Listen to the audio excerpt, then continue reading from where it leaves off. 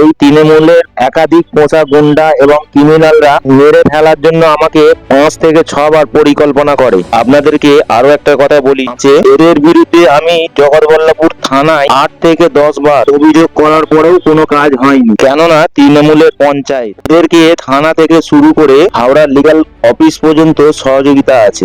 কথা বলি, আগে জগৎবল্লভপুর থানার অফিসার 2 থেকে 3টি অফিসার আমাকে মিথ্যা কেস দিয়ে জেলে রাখার পরিকল্পনা করেছিল। আপনাদেরকে আরো একটা কথা বলি, 1 থেকে 1.5 ঘন্টা জেলের মধ্যে পুরে আমাকে রেখে দিয়েছিল। আরো একটা কথা আপনাদেরকে আমি বলি, ছোট ছোট 3 সন্তানকে আমার কাছ থেকে কেড়ে রেখেছে, কারণ আমার কিছু না করতে পেরে আমার 3 সন্তানকে আমার কাছ থেকে কেড়ে রেখেছে এই তৃণমূলের কিছু পোষা কুকুর। আপনাদেরকে আরো একটা কথা বলি, ভিডিওটি সমস্ত মানুষকে বলবো বেশি বেশি করে শেয়ার করবেন। সবাইকে উদ্দেশ্য করে আমি বলছি না, শুধুমাত্র কিছু পোষা কুকুর আছে এবং কিছু পোষা কুকুরের বাচ্চা আছে, তাদেরকেই উদ্দেশ্য করে আমার এই ভিডিও।